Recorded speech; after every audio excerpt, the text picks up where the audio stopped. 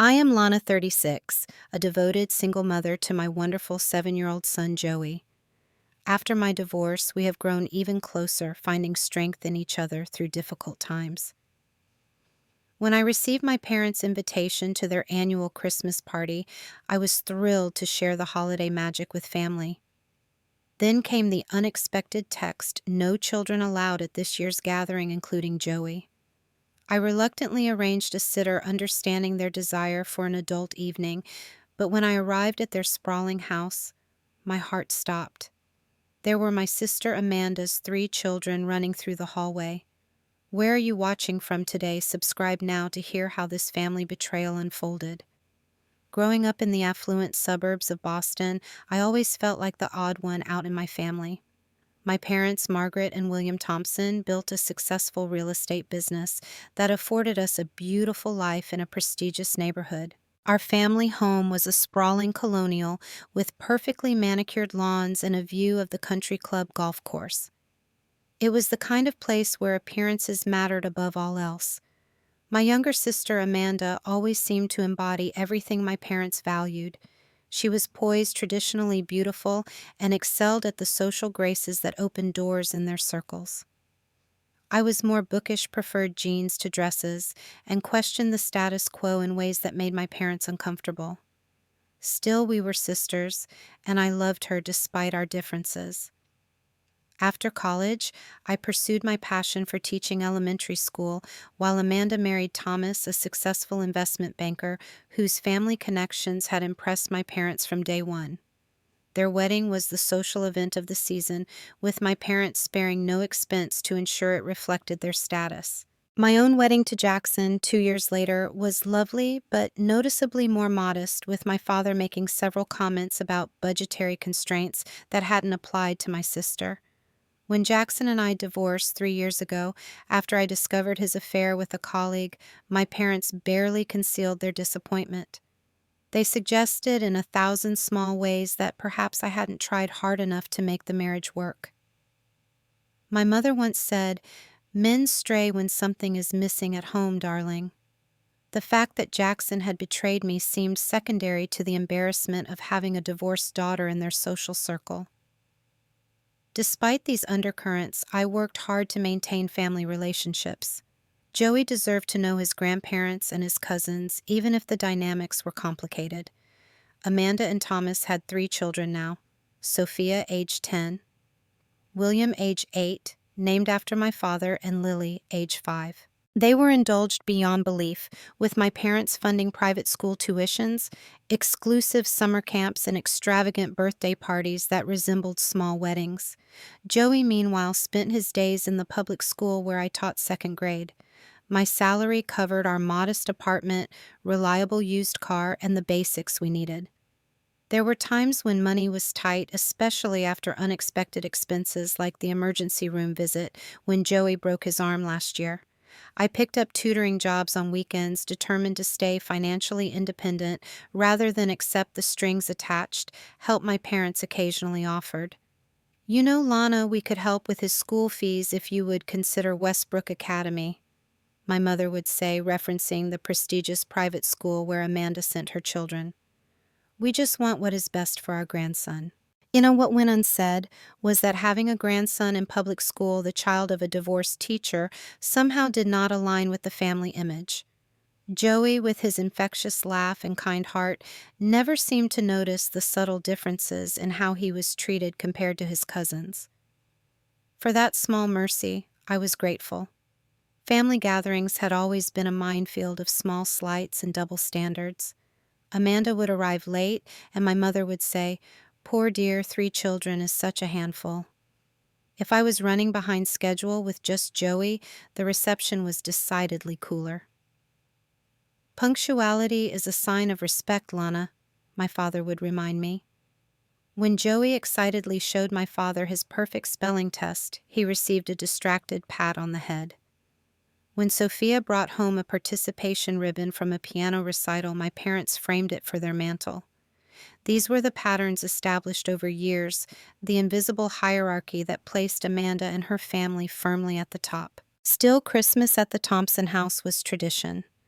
The 20-foot tree in the formal living room, the catered dinner with fine china and crystal, the professional photographer capturing perfect family moments for next year's card. Joey looked forward to it all year, especially seeing his cousins and the generous gifts from his grandparents that I could never afford on my own. So when my mother's text arrived 3 days before Christmas, I read it twice to make sure I understood. "Darling, this year we are having an adults-only Christmas Eve. We love Joey dearly, but would like a more sophisticated gathering. Please arrange a sitter.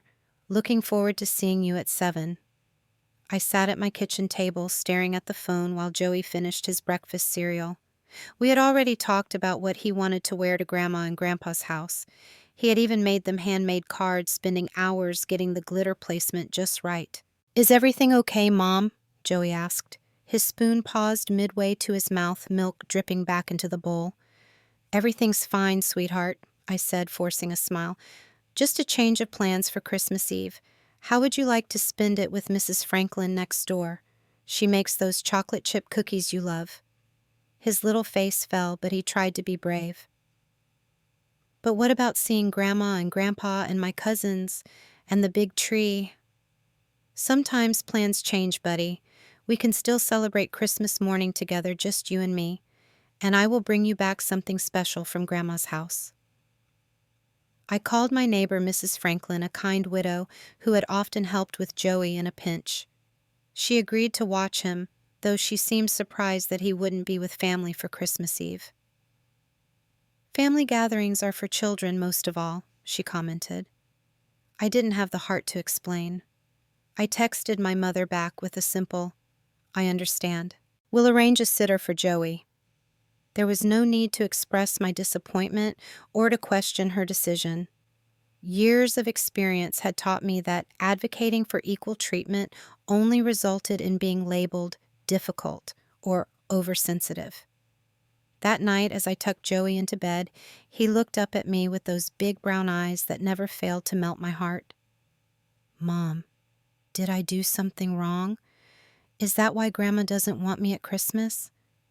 The question shattered something inside me, but I held it together for his sake. "Absolutely not. You have done nothing wrong. Grandma just wants to have a grown-up party this year, that's all." He nodded, but I could tell he didn't quite believe me. That night I lay awake wondering when exactly I had accepted that my son deserved less than his cousins, and why I continued to participate in a family system that reinforced that message. The snow was falling gently as I drove to my parents' house on Christmas Eve. I had dressed carefully in the forest green velvet dress I had splurged on last year, knowing my mother would notice if I wore the same outfit as previous holidays. Joey had been subdued as I left him with Mrs. Franklin, but she had a gingerbread house kit ready to distract him. "We will have our own Christmas party," she assured me. "Don't you worry." As I turned onto my parents' street, I could see their house from blocks away. Every window glowed with perfectly placed electric candles. The maple trees lining their circular driveway twinkled with thousands of professional-grade white lights. A massive wreath with a red velvet bow adorned the glossy black front door. I pulled into the driveway behind a row of luxury vehicles and immediately noticed something odd. There, parked next to my father's Range Rover, was Amanda's SUV with the distinctive stick-figure family decal on the rear window. Next to it was a child-sized pink electric car that I recognized as belonging to Lily, and propped against the garage were 2 bicycles that could only belong to Sophia and William. "There must be some mistake," I muttered to myself, checking my phone to reread my mother's message. No, there it was clearly stated adults only. I gathered my purse and the bottle of wine I had brought as a hostess, gift a sense of unease growing with each step toward the front door. I could hear children's laughter even before I rang the bell. My father answered resplendent in a red velvet smoking jacket that matched the decor. "Lana, Merry Christmas, darling." He kissed my cheek and took the wine. Come in, come in, come in. Everyone is in the living room." I followed him through the grand foyer, past the professional photographs of family events that lined the hallway. I couldn't help but notice that the most prominent images featured Amanda's family, while photos including Joey and me were smaller and fewer.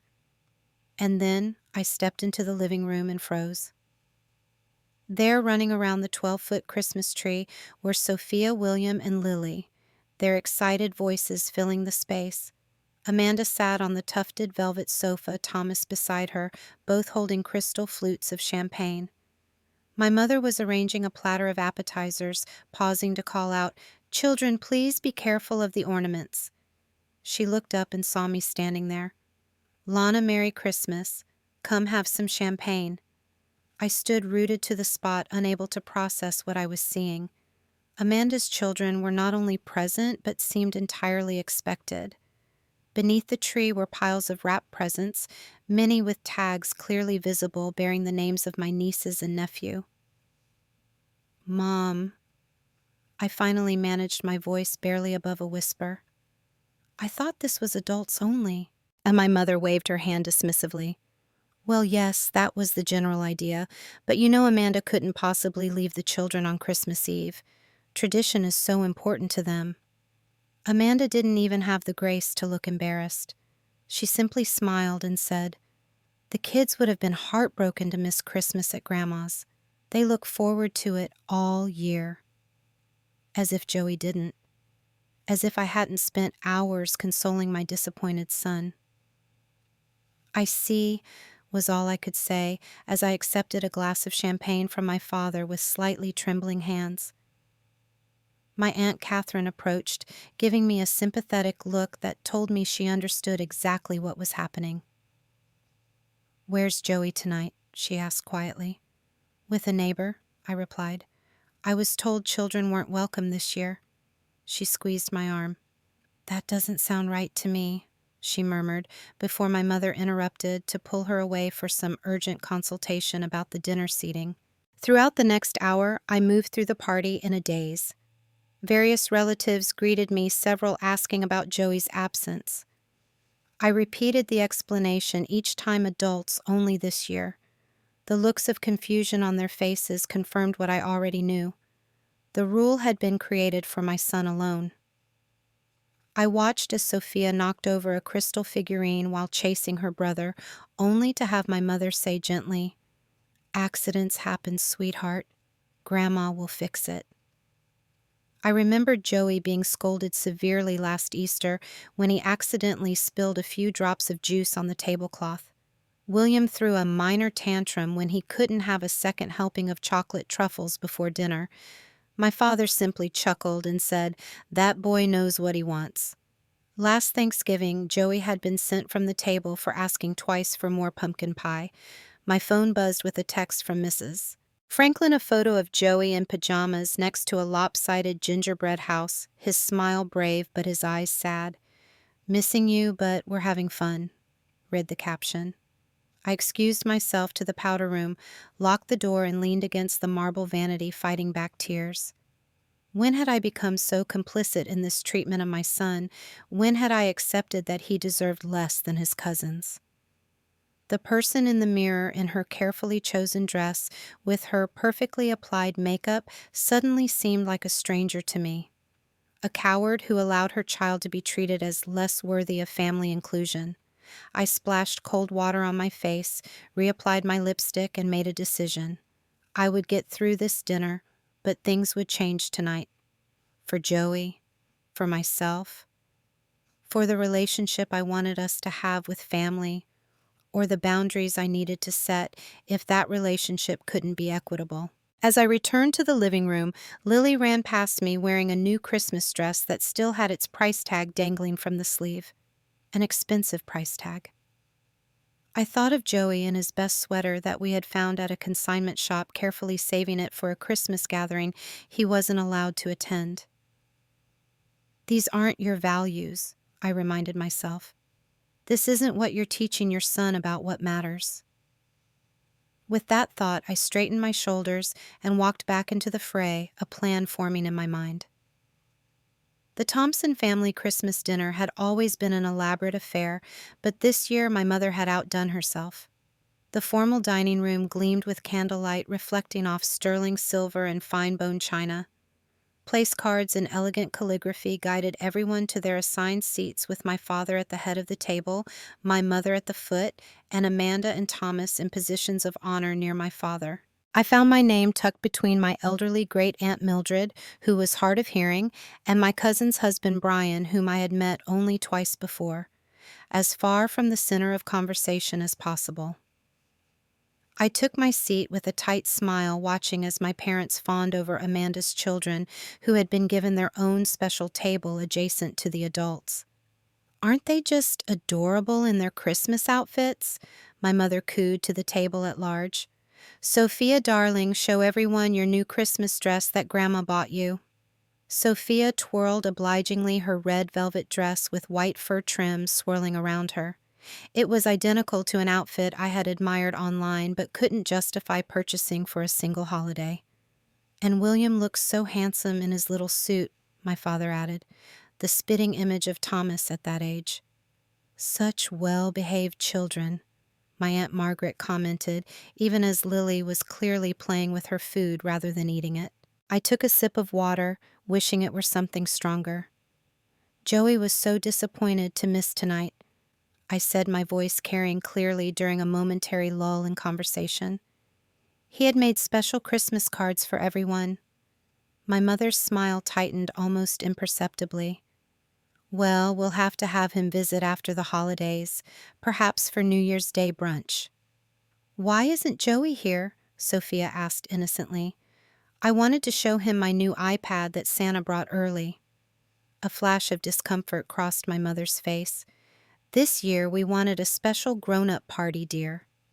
"But we're here," William pointed out with the unassailable logic of an 8-year-old. "That's different," my mother replied smoothly. "You children have always been part of the Christmas tradition." I gripped my fork tighter, the implication clear. Amanda's children were part of the tradition. Mine was not. "Joey loves traditions too," I said quietly. "He asked me if he had done something wrong to be excluded." Amanda gave an exaggerated sigh. "Lana, must we do this at dinner?" The arrangements were clear. "If Joey is upset, perhaps you should have prepared him better." My father cleared his throat. "Let's keep things pleasant, shall we, Lana? I'm sure Joey is having a lovely evening with his sitter. Children are adaptable." The conversation moved on to Thomas's recent promotion, but I barely heard the details. My mind kept returning to Joey's face as I left him with Mrs. Franklin, trying so hard to be brave. Meanwhile, Lily had now abandoned her seat entirely and was running around the dining room while my mother simply laughed and called her spirited. After dinner came the family gift exchange in the living room. I watched as Amanda opened a small blue box containing a pair of sapphire earrings from our parents. When my turn came, I unwrapped a generic gift basket of bath products, the kind you might give to a casual acquaintance. I thanked them politely, having expected nothing more. The real spectacle began when the grandchildren's gifts were distributed. Enormous boxes appeared from behind the tree, professionally wrapped with elaborate bows. Each of Amanda's children received multiple expensive presents: the latest gaming console for William, a designer dollhouse for Lily, and a new laptop for Sophia. "We've saved Joey's gifts to give him later, of course," my mother said when she noticed me watching, but I could see no packages set aside, nothing waiting for my son. As everyone admired the children's haul, I overheard my father speaking with Amanda and Thomas in the corner. "We've booked the ski chalet in Aspen for February break," he was saying. "We thought all 3 grandchildren would enjoy learning to ski, and there's a wonderful children's program at the resort." "That's incredibly generous, Dad," Amanda gushed. "The kids will be thrilled." No mention of Joey, the 4th grandchild. No invitation for him to join his cousins on this luxury vacation. The pattern was so established that they didn't even notice the omission. As the evening progressed, I tried repeatedly to understand why the rules had been different for Joey. "I'm just curious, Mom," I said when I caught her alone in the kitchen, "why the children policy changed for tonight." She busied herself arranging cookies on a silver platter. It wasn't a change, Lana. We simply wanted a certain atmosphere for the evening. But Amanda's children are here, all three of them. She sighed as if I were being deliberately obtuse. That's different. Amanda's children are very well behaved at these functions. They know how to conduct themselves in formal settings. I thought of Lily's food throwing and William's tantrum both already tonight. Joey has impeccable manners. You've commented on it yourself. Perhaps, she allowed, but he can be rather energetic. Amanda's children have been raised with certain social expectations. The implication stung that somehow I had failed to raise Joey properly, despite his teachers consistently praising his behavior and empathy. Later, I approached my father as he poured himself a brandy. Dad, I need to understand why Joey was excluded tonight when his cousins were welcome. My father looked uncomfortable, but answered with the blunt honesty he reserved for business matters. These children deserve to be here, Lana. They're part of a stable, traditional family unit. Thomas works hard to provide them with advantages, and Amanda dedicates herself to their upbringing. It's the natural order of things. I stared at him, finally understanding. And Joey doesn't deserve to be here because I'm divorced, because I work for a living instead of marrying wealth. He had the grace to look somewhat embarrassed. That's not exactly what I meant, but surely you can see that your choices have led to a different situation for Joey.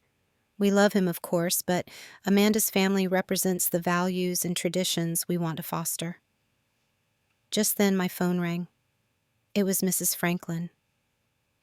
I'm so sorry to bother you, Lana, but Joey is having a hard time. He's trying to be brave, but he keeps asking when you'll be back. He's crying and says he misses his family on Christmas. In that moment, something crystallized within me.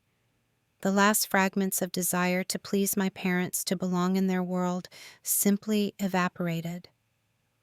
All that mattered was the little boy who needed me, who deserved better than what this family was offering him. I looked around the room at my relatives, sipping expensive wine, at Amanda's children, now opening yet more presents that my parents had discovered behind the tree, at the calculated display of wealth and status that had always defined Thompson family gatherings. None of it mattered. None of it aligned with what I wanted to teach my son about love, acceptance, and genuine family bonds. I took a deep breath and stepped into the center of the room. I need to say something. I announced, my voice steadier than I expected. The room gradually quieted as relatives turned to look at me, some with surprise, others with the uncomfortable awareness that they had witnessed my son's exclusion all evening.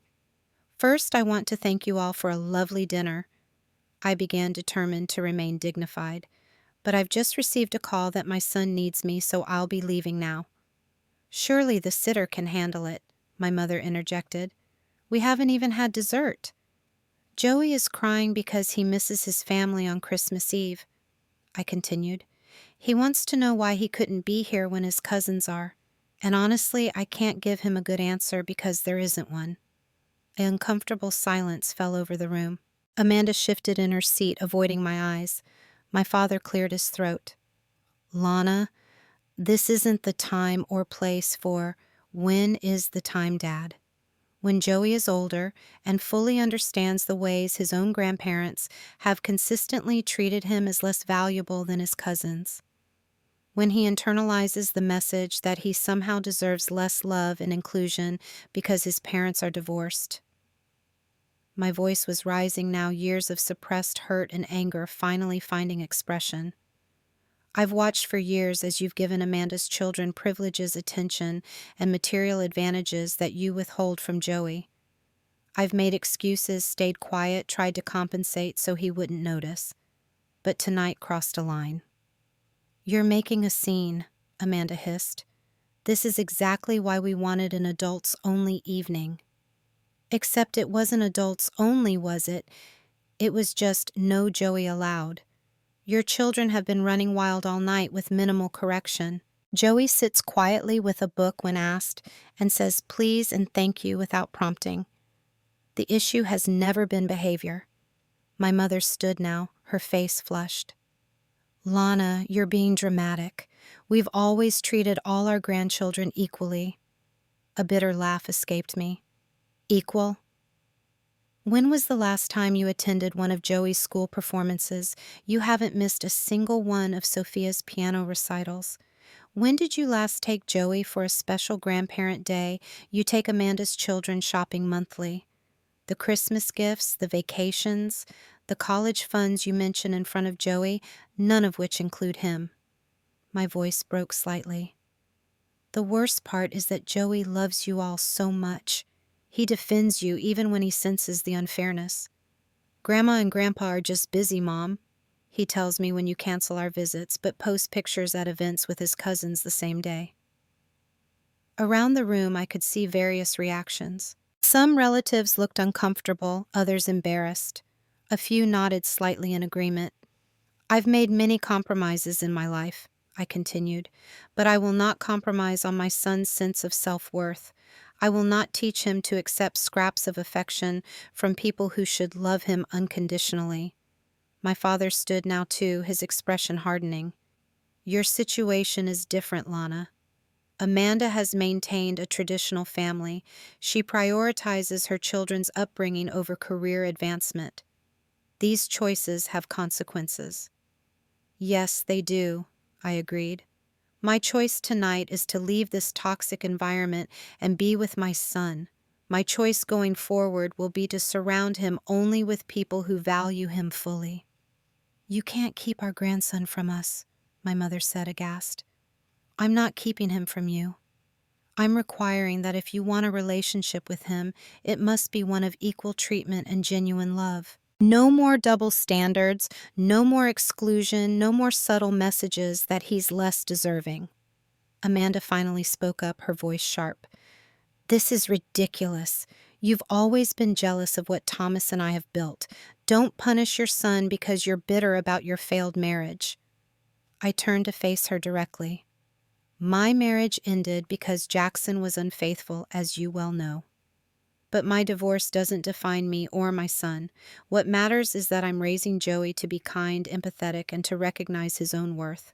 What example are you setting with your entitlement and this family's blatant favoritism? Thomas stood protectively beside Amanda. You've said enough, Lana. You're upsetting everyone on Christmas Eve. Yes, how uncomfortable for everyone to have inequality named aloud rather than just silently perpetuated, I replied. I've spent years trying to shield Joey from the knowledge that his grandparents and aunt view him as somehow less. I won't do it anymore. I gathered my purse and coat, aware that every eye in the room was on me. I truly hope that this can be a turning point, that you'll reflect on the values you're demonstrating and whether they truly align with the family legacy you want to leave. Joey and I would welcome a relationship based on mutual respect and equal treatment. My mother made one last attempt. Lana, you're overreacting. Stay for dessert and we can discuss this calmly another time. I paused at the doorway and turned back. There's a 7-year-old boy across town who made you Christmas cards with 3 different kinds of glitter because he knows how much you love sparkly things, Mom. He wrapped up his favorite book to loan to you, Dad, because you mentioned once that you liked adventure stories. He has been counting down days until he could see his cousins and give them the friendship bracelets he learned to make at school. I could see my words landing perhaps the first real impact I'd made all night. That's the kind of person Joey is, despite never receiving the same consideration in return. I'm leaving now to create the Christmas he deserves with people who genuinely value him. I hope someday that might include all of you. With that, I walked out of the house, closing the door firmly behind me. In my car, I sat for a moment, hands shaking on the steering wheel. Had I just blown up 20 years of family dynamics? Yes. Did I regret it? Not for a second. For the first time in years, perhaps ever, I felt completely clear about my priorities and values. The weight of seeking approval from people who would never truly give it had lifted. All that mattered now was getting to Joey and showing him what real family love looked like. As I drove away from the glittering house with its perfect decorations and imperfect relationships, I felt not sadness, but a surprising sense of liberation. Christmas wasn't ruined, it was just beginning. The drive to Mrs. Franklin's apartment building took only 20 minutes, but it gave me time to process the seismic shift that had just occurred in my family relationships. Had I been too harsh, too emotional? Perhaps. But years of quiet compliance had changed nothing. Sometimes clarity required a clean break with old patterns. As I pulled into the visitor's parking spot, I noticed my hands had stopped shaking. In their place was a sense of calm determination I hadn't felt in years. My phone had been buzzing with messages from my mother, from Amanda, from a few relatives, but I silenced it without reading them. Tonight was for Joey. Mrs. Franklin opened her door with a worried expression that softened when she saw me. "Oh, thank goodness you're here. He just fell asleep about 10 minutes ago. Poor little guy tried so hard to be brave." And I followed her into the small living room where Joey was curled up on the couch, still in his day clothes, clutching the stuffed tiger he pretended he had outgrown, but still slept with every night. His cheeks were tear-stained, and the sight of him broke my heart and strengthened my resolve simultaneously. He kept saying he must have done something wrong for his grandparents not to want him at Christmas, Mrs. Franklin whispered. I tried to tell him that wasn't true, but you know how children take things to heart. You were right, I told her gently, stroking Joey's hair. He did nothing wrong, and he won't spend another minute believing he did. As if sensing my presence, Joey stirred and opened his eyes. Mom. His voice was sleepy and small. I'm here, buddy. Let's go home. He sat up, rubbing his eyes. Is Christmas at Grandma's over already? I sat beside him on the couch. Christmas at Grandma's wasn't where we were supposed to be tonight anyway. I think we need our own special Christmas Eve tradition, don't you? He looked confused, but intrigued. Like what? An idea struck me. Well, it's only 8:30. The night is still young. How about we go to that 24-hour superstore on Main Street and pick out some special treats and maybe some decorations for our apartment? We could have our own little Christmas Eve party. His eyes widened. Really now? But it's already dark. That makes it an adventure, I told him, feeling a surge of spontaneity that had been missing from my carefully controlled life. What do you say, Joey? Want to start our own tradition tonight? The smile that spread across his face was answer enough. As he jumped up to get his coat, Mrs. Franklin touched my arm. Something happened tonight, didn't it? She asked perceptively. Let's just say I finally saw my family clearly and decided Joey deserves better. She nodded approvingly. Well, if you two would like some company for your new tradition, I make a mean hot chocolate. My son and his family aren't coming until tomorrow afternoon. The offer touched me deeply. We would love that, wouldn't we, Joey? Yes, he exclaimed, already more animated than he'd been all day. Mrs. Franklin makes hot chocolate with the little marshmallows that melt just right. And so our unplanned Christmas Eve adventure began. The superstore was surprisingly busy with last-minute shoppers, but there was still a decent selection of holiday items. Joey's eyes grew wide as I told him he could choose whatever treats he wanted for our celebration. Really anything? He asked, clearly expecting limitations. Within reason, I laughed. Let's say you can pick 3 special treats, and then let's find some decorations for the apartment. We filled our cart with string lights, window clings, and festive paper plates. Joey carefully selected hot cocoa mix cinnamon rolls for morning and peppermint ice cream. As we shopped, my phone continued to vibrate with incoming messages. I checked once to make sure it wasn't an emergency, seeing only my mother's name and a text that began, "Your behavior tonight was completely inappropriate." I put the phone away and focused on Joey, who was deliberating between 2 different types of candy canes with the seriousness of a Supreme Court justice. At the checkout, my credit card was declined, a painful reminder of the financial tightrope I walked each month. Without missing a beat, I switched to my emergency card, making a mental note to be extra careful with spending in January. The joy on Joey's face was worth every penny and more. When we returned to Mrs. Franklin's apartment with our treasures, she had already started the hot chocolate. I hope you don't mind, but I took the liberty of calling my daughter Sarah. She and her wife Lisa are alone tonight and wondered if they might join our impromptu party. They're bringing Christmas cookies. What had begun as a rescue mission for Joey was evolving into something unexpected and wonderful. By 10 o'clock, Mrs. Franklin's modest apartment had been transformed with twinkling lights and window snowflakes. Sarah and Lisa had arrived with not just cookies, but also a portable karaoke machine that had Joey in fits of giggles as the adults took turns mangling Christmas carols.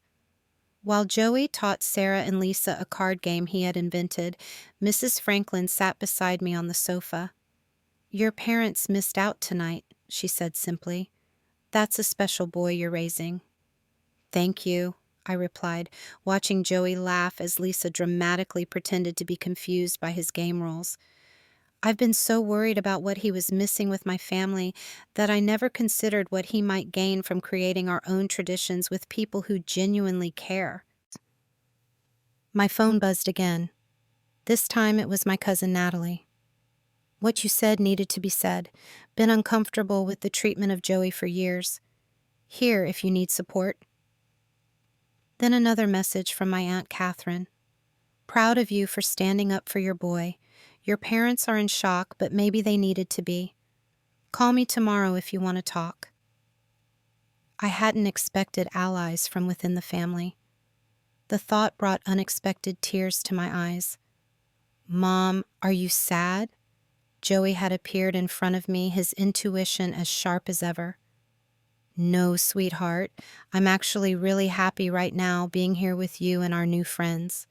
He studied my face carefully. "Is Grandma mad that we're not there?" I considered how to answer honestly without burdening him. "Grandma and Grandpa and I have some grown-up things to work out, but that has nothing to do with you. You have done nothing wrong and you deserve to be included in everything." "Like this party?" he asked, gesturing around the apartment. "Exactly like this party, with people who are happy to be with us just as we are." He seemed satisfied with that and returned to his game. As midnight approached, Joey finally began to fade, curling up on the sofa, despite his protests that he wasn't tired. "We should get this little man home to bed," I said, gathering our things. "Santa still has to come after all."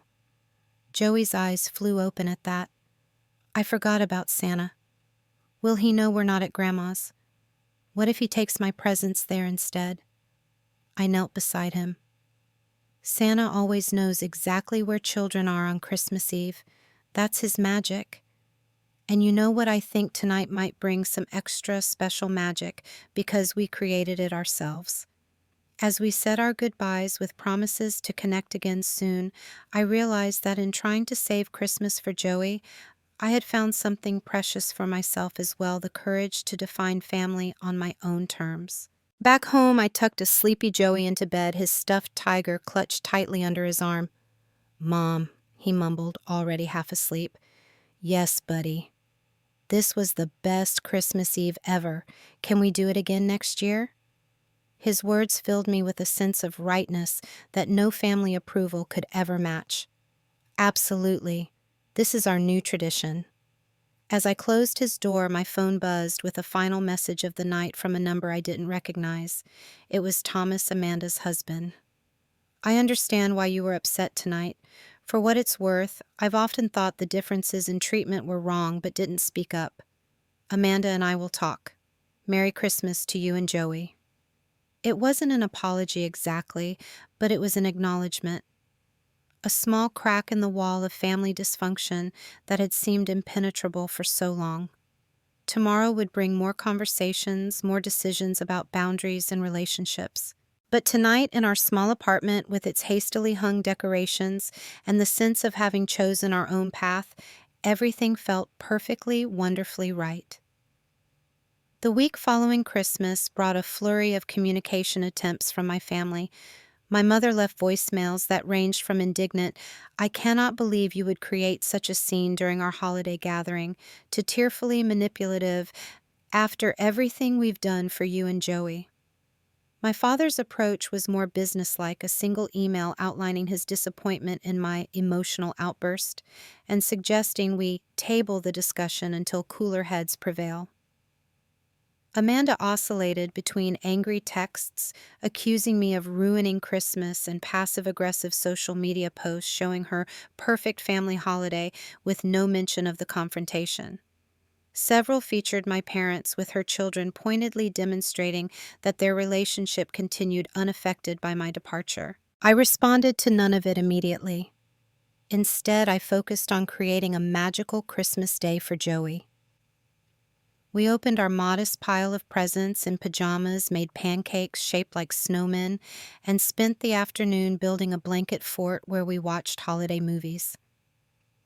My friend Diane and her daughter Zoe joined us for an informal dinner of lasagna and garlic bread, bringing more laughter and normalcy to our day. Only when Joey was in bed did I begin to sort through the family messages, considering my response. This wasn't just an emotional reaction to be smoothed over and forgotten. It represented a fundamental shift in how I would allow my son to be treated, and I needed to approach it with clarity and intention. The first week of January, I scheduled an appointment with Dr. Rivera, the therapist I had seen sporadically since my divorce. I needed an objective perspective as I navigated this new territory. What you're describing is a pattern of family favoritism that's quite damaging, particularly to children, she confirmed after I recounted the Christmas Eve events and the history leading up to them. Your instinct to protect Joey from these harmful dynamics is absolutely appropriate. But am I overreacting? I asked, still carrying years of conditioning that labeled my concerns as excessive. Maybe I should have addressed it privately instead of making a scene. Dr. Rivera leaned forward. Lana, how many private conversations have you had with your parents about the disparity in how they treat Joey compared to his cousins? I thought back to the numerous gentle attempts, the hints, the direct but quiet appeals that had been dismissed or denied. Many, over years, nothing changed. Sometimes a scene, as you call it, is necessary when systemic patterns are so entrenched that they've become invisible to those perpetuating them. You made the inequality visible, and that's uncomfortable for everyone who benefited from or enabled it. With her guidance, I drafted an email to my parents that was firm but not accusatory, focusing on specific behaviors and their impact rather than intentions. I outlined clear expectations for any future relationship with Joey, equal treatment demonstrated through actions, not just words, no more exclusion from family events, and a genuine acknowledgement of the hurtful patterns of the past. I love you both, and I want Joey to have a meaningful relationship with his grandparents, I wrote. But that relationship must be built on respect and equality, not conditional acceptance based on family structure or social conformity. My father's response came within hours, brief and non-committal. We hear your concerns and will consider them. Perhaps we can discuss this further over dinner next week, just adults. The irony of his last sentence wasn't lost on me. Still trying to separate me from Joey to handle family matters without the inconvenient presence of my child. I declined the invitation, reiterating that any path forward would include Joey from the beginning. Meanwhile, unexpected allies emerged from the extended family. My Aunt Catherine invited Joey and me for lunch, where she shared insights into my parents' rigid worldview. Your mother grew up in a family obsessed with appearances, she explained as Joey played with her cat in the next room. Her value was always tied to how well she performed socially, and your father's family practically invented keeping up with the Joneses. They see Amanda's conventional choices as validating their values while your independence challenges them. That explains it, but doesn't excuse it, I said. Of course not. I'm just saying don't expect them to change overnight, if at all, but I want you to know that not everyone in the family shares their views. Several relatives contacted me after Christmas impressed by your courage. This conversation was the first of many that began to shift my understanding of family beyond blood relations. My college friend Marcos and his husband invited us for playdates with their adopted daughter. Diane consistently included Joey and me in weekend activities with her children. Mrs. Franklin became a regular visitor, sharing her wisdom and endless supply of baked goods. A sort of chosen family was forming around us, comprised of people who valued authenticity over appearance and inclusion over status. Joey thrived in this environment, his natural confidence and kindness flourishing when not dampened by subtle messages about his worth. In late January, my mother made her first real attempt at reconciliation, asking to meet Joey and me at a neutral location, a park near our apartment. I agreed with cautious optimism. "Joey has been asking about you," I told her as we sat on a bench watching him on the playground. "He still has the Christmas cards he made for you and Dad." Her composure cracked slightly. "We miss him too. And you, Lana. Do you understand why I left that night? Why things can't continue as they were?" She stared straight ahead. "I think you misinterpreted many things over the years. We never meant to make Joey feel less important. Impact matters more than intention, Mom. Joey has noticed the differences even when I tried to shield him from them." She sighed. "Your father and I come from a different generation with different values about family structure. It's been difficult to adjust to your situation." "My situation is simply life as a devoted mother who happens to be divorced. That doesn't make my family less valid or Joey less deserving." We watched Joey climb to the top of the slide, his face alight with the simple joy of play. "He's a remarkable boy," my mother said softly. "Yes, he is, and he deserves grandparents who see and celebrate that, regardless of whether his family fits their preferred model." Something in my tone must have conveyed the non-negotiable nature of this point, because my mother nodded slowly. "What would that look like, practically speaking?" It was the first opening toward real change.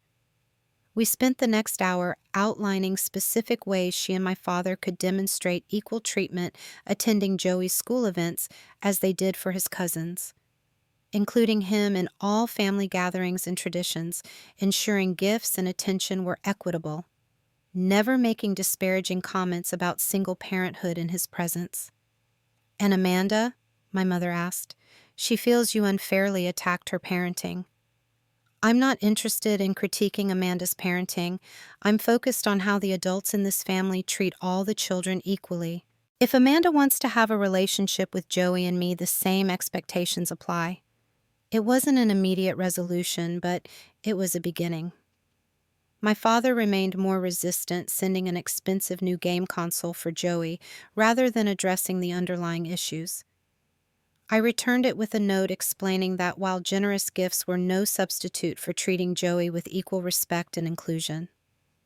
A week later, my parents invited us both to Sunday dinner, the first time they had explicitly included Joey in an invitation since the Christmas debacle. It was a tentative step, but a step nonetheless. These negotiations continued through winter into spring with progress and setbacks. My relationship with Amanda remained strained, though Thomas made unexpected efforts to connect with Joey, inviting him to join his cousins for occasional outings. Meanwhile, our circle of chosen family expanded. Joey's teacher introduced me to another single mother who had recently moved to the area, and we quickly formed a friendship based on shared experiences. My neighbor Eduardo, a retired literature professor, began tutoring Joey in creative writing, delighted by his imagination. As January turned to February, something surprising happened.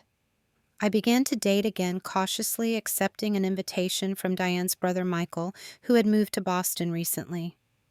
Unlike my previous dating experiences since the divorce, I approached this relationship with a new clarity about my priorities and worth. "Joey and I are a package deal," I told Michael on our third date. "Any relationship I'm in has to enhance our lives, not complicate them." His response was refreshing in its simplicity. "I wouldn't want it any other way. Joey's a great kid and you're an amazing mother. That's part of what attracts me to you." By the time Joey's birthday approached in March, our life had developed a new rhythm. The constant anxiety about measuring up to my family's expectations had dissipated, replaced by the confidence of knowing I was creating a healthier environment for my son. My parents attended Joey's birthday celebration, a simple party at the local bowling alley with his school friends and our newly formed circle. They brought an appropriate gift and made visible efforts to engage with him as they would with any beloved grandchild. It wasn't perfect, but it was progress. As Joey blew out his candles, surrounded by people who genuinely celebrated his existence, I realized something profound had shifted, not just in my family relationships, but in my sense of self. I was no longer seeking approval or acceptance from people unwilling to give it freely. Instead, I was creating connections based on mutual respect and authentic caring. That night, as I tucked Joey into bed amid his new birthday treasures, he looked up at me with those wise eyes that somehow saw more than most adults. "Mom, are we going to be okay with Grandma and Grandpa now?" I considered my answer carefully. "We're working on building a better relationship with them, one where everyone feels valued and respected." He nodded solemnly. "That's good. But even if we weren't, we'd still be okay, right? Because we have each other and all our friends who love us just how we are." In that moment, I knew that regardless of how my family relationships evolved, I had already succeeded in the most important task. Raising a child who understood his inherent worth was not determined by others' acceptance. "That's exactly right, buddy. We'll always be okay because we have each other and people who love us for who we are, not what they want us to be." As spring bloomed in Boston, so did new possibilities. My parents slowly demonstrated more consistent efforts to treat Joey equally. Amanda and I established a cautious civility for the sake of the children, and I continued to strengthen the chosen family connections that had proven so valuable during the winter months. The Christmas Eve confrontation hadn't destroyed my family as I had feared. Instead, it had cleared the ground for something healthier to grow in its place, relationships based on authenticity rather than appearance, on genuine love, rather than conditional approval. As I look back on that pivotal Christmas Eve now, almost a year later, I'm struck by how one moment of standing firm in my truth changed the trajectory of so many relationships. The journey hasn't been smooth or perfect. There have been setbacks, moments when old patterns reemerged and required addressing. But the fundamental shift has held Joey is no longer treated as a second-class grandchild, and I no longer accept scraps of conditional approval. The most profound healing came from unexpected places. In stepping away from toxic family dynamics, I created space for healthier connections to flourish. Mrs. Franklin became a surrogate grandmother to Joey, sharing her wisdom and unconditional acceptance. Michael and I continued dating, our relationship growing into something built on mutual respect and shared values rather than need or obligation. My parents have made genuine efforts to change, though decades of ingrained beliefs don't transform overnight. They now attend Joey's school events with the same enthusiasm they show for his cousins' activities. Last month, they took him for a special weekend trip, just the three of them, a first in his 7 years. The most surprising development came from Amanda. After months of strained interactions, she called one evening, her voice uncharacteristically hesitant. "I've been thinking about what you said at Christmas," she admitted.